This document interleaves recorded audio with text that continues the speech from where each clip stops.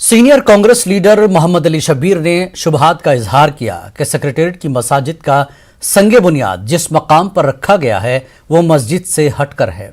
उन्होंने तेलंगाना के वजीर आला केसीआर को एक मकतूब रवाना करते हुए 15 दिन के अंदर मसाजिद की गूगल मैप और सैटेलाइट तस्वीर जारी करने की मांग की, वरना अदालत से रुजू होने का ऐलान किया है। जो गुज़िश्ता साल 7 और 8 दिसंबर की रात में दोनों मसाजिद को सेक्रेटेरिएट में शहीद कर दिया गया था, उसके 1 साल 4 महीने के बाद छुप छुपा के हुकूमत चोरी से संगे बुनियाद रखी और ये कह रही है कि ये वही मस्जिद वही जगह है जहां हम संगे बुनियाद रख रहे हैं।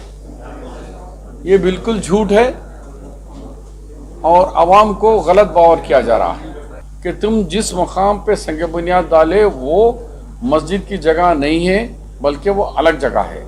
मैं आपको कह रहा हूँ कि वर्शिप 1991 एक्ट के तहत जो कानून बना के 1947 की जो जगह है वही है, तो ये जगह वक्फ की है, तुम्हारी जागीर नहीं है। केसीआर साहब तुम्हारी हुकूमत की नहीं है, ये वक्फ की जायदाद है। वक्फ के पास दम नहीं है केस बुक नहीं कराए। क्रिमिनल केस चीफ सेक्रेटरी के ऊपर और सीएम के ऊपर बुक कराना था क्योंकि इसके मालिक तो वक्फ बोर्ड है, लेकिन वक्फ बोर्ड दुम दबा के छुप गया। कुछ नौजवान साथी हमारे कांग्रेस के बुक कराने की कोशिश करे, लेकिन पुलिस ने सैफाबाद में केस लेने से इनकार कर दिया और आज तक एफआईआर इशू नहीं होने दे रहे। हमने कोर्ट को गए, कोर्ट में भी ये कह रहे हैं कि एडवोकेट जनरल के नहीं उसी जगह पे मस्जिद बना रहे हैं। तो हाई कोर्ट ने कहा कि भाई जब हुकूमत बना के दे रही है फिर आपको क्या एतराज़ है। मगर हमको एतराज़ ये है कि सोने की भी बनाए तो काबिल कबूल नहीं है, क्योंकि वो जो हमारे इस्लामी कानून के अंदर जो मस्जिद की अहमियत है उसके स्ट्रक्चर की नहीं है, स्ट्रक्चर की अहमियत नहीं है, वो जगह की अहमियत है। बाबरी मस्जिद 29 साल से लड़े हम, किस लिए लड़े? जगह के लिए थी मसला, उसका ढांचे का नहीं था। तो आज हम सीएम को चैलेंज कर रहा हूं मैं कि हमको वो जगह बताओ, मेरे नहीं मेरे साथ उलमा में बताइए, सबको लेके जाइए और हमको सैटेलाइट पिक्चर या गूगल मैप के जरिए बताइए कि वही है। आप नहीं बताएंगे तो हम बताएंगे। हिंदुस्तान में मिक्स मार्शल आर्ट को फरोग देने के लिए अदाकार जैकी श्रॉफ और उनके अफराद खानदान काम कर रहे हैं। जैकी श्रॉफ की अहलिया और बेटी ने इस सिलसिले में हैदराबाद का दौरा किया। उन्होंने बताया कि हैदराबाद फलकनुमा पैलेस में 10 दिसंबर को मैट्रिक्स नाइट फाइट आलमी चैंपियनशिप का इनेकाद अमल में लाया जा रहा है, जिसमें हिंदुस्तान के अलावा अफगानिस्तान और ब्राजील के फाइटर्स भी हिस्सा ले रहे हैं। आयशा श्रॉफ और कृष्णा श्रॉफ ने इसकी तफसील बताई।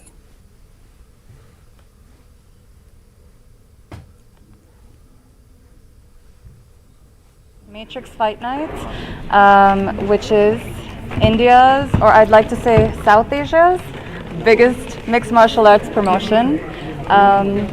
Here with my mother. You want to add something? ना फाइट नाइट है ना दिसंबर 10 को, और ऑल इंडिया के सबसे best and top professional MMA fighters इस कंपटीशन में ज्वाइन करेंगे। एंड 2 इंटरनेशनल फाइटर्स भी हैं टक्कर देने के लिए हमारे बॉयज़ को, तो हम बहुत खुश हैं। 10 तारीख के शो में 18 fighter, including 2 girls, yes, including 2 girls. Any well-known or international figure in this? Yes, we have 2 very top international fighters. एक अफ़गानिस्तान का है और एक ब्राज़ील का है। ये स्पोर्ट को ज़रूर सपोर्ट करना चाहिए और हमारा फैमिली जो भी है जुड़ा हुआ है मार्शल आर्ट से, तो बनता है कि we should support martial arts. और यहाँ आज आने के बाद ऐसा लगता है एक ड्रीम सच हुआ है जब मैंने देखा कि इतने सारे छोटे छोटे बच्चे यहाँ मार्शल आर्ट सीख रहे हैं। तो ऐसा लग रहा कि ओ माय गॉड, जो हम लोग करने को निकले थे एक्चुअली सही था। हमने जो कहा जो किया वो सही था कि mix martial arts Olympic recognise sport नहीं है आज के तारीख, तो इसलिए गवर्नमेंट इन्वॉल्व नहीं होती है। बट पर्सनली हमेशा गवर्नमेंट का सपोर्ट मिलता रहता है। तेलंगाना की गवर्नर डॉक्टर तमिलिसाई सौंदरराजन ने हैदराबाद में जियो स्मार्ट इंडिया का कॉन्फ्रेंस का आगाज किया। 21वीं कॉन्फ्रेंस हैदराबाद के HICC में मुनक्किद की जा रही है। कॉन्फ्रेंस में मुख्तलिफ इलाकों से लोगों ने शिरकत की। गवर्नर ने कहा कि पायदार तरक्की के लिए जोग्राफियाई टेक्नोलॉजी में तरक्की और पेशरफ्त बहुत ज़रूरी है। उन्होंने ज़राअत जैसे शोबों में पायदार तरक्की के तरीक़ों को फ़रोग़ देने के लिए जोग्राफियाई टेक्नोलॉजीज़ और आलात के बेहतर इस्तेमाल पर जोर दिया। To know that your intensive efforts in promoting the geospatial technology in vital fields like agriculture, infrastructure, health, transportation, defense and internal security. Leveraging technologies for development and sustainability are more so important for emerging economies like India. It is a proud moment for all of us that Indian technocrats are leading many world-class and top global organizations like the Google, Microsoft, Twitter, Adobe, etc. Almost all the top global companies prefer to hire the Indian talent pool. Indian youngsters and professionals have emerged as the virtual driving forces for many reputed global companies. In this scenario, it is high time that we emerge as the leaders in geospatial technologies too. I hope and wish that this GeoSmart India conference is a right step in this direction. As the governor and the first citizen of the state, I appreciate the geospatial world for conducting this prestigious conference in Hyderabad, the capital of Telangana state. The Telangana, which is the youngest state in the country, is almost the most tech-savvy state for accommodating globally renowned companies. Telangana is one of the fastest growing economies in the country and is known for its rich traditions, culture and modernity. Hyderabad, which is considered as the most happening city in our country, petrol और diesel की कीमतों के साथ साथ सब्जियों की कीमतों में इजाफा देखा गया है। पेट्रोल और डीजल की कीमत में कुछ कमी हुई, लेकिन सब्जियों की कीमतों में मामूली कमी देखी जा रही है। 100 रुपये फी किलो फरोख्त होने वाला टमाटर की कीमत में कुछ कमी हुई है, लेकिन दीगर सब्जियों की कीमतों में कमी नहीं हुई। आवाम ने कीमतों में कमी करने की हुकूमत से अपील की है। तो टमाटर 120 प्लस था, तो अब तो 100 रुपीज़ को 3 kg दे रहे सो है। खाली जो क्वारंटी के पॉइंट पे 3 kg है। अगर इनके सब मार्केट में गए तो आपको 60 रुपीज़ 65 रुपीज़ पर kg है।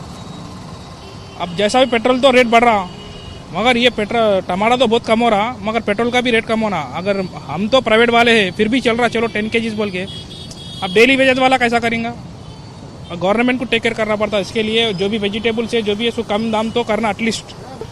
ఇప్పుడే వచ్చి ఒక విసిరికాయలు మాత్రం అడిగినాను, వాళ్ళు కిలో 140 ఎంత చెప్పారంటే 120 చెప్పారు, 100 రూపీస్కి ఇచ్చారు। మిగతా కూరగాయలు ఒక క్యారెట్ అడిగాను, క్యారెట్ మటుకు 120 చెప్పారు। మరి ఎంతకి ఇస్తారో తెలీదు ఫైనల్ రేట్।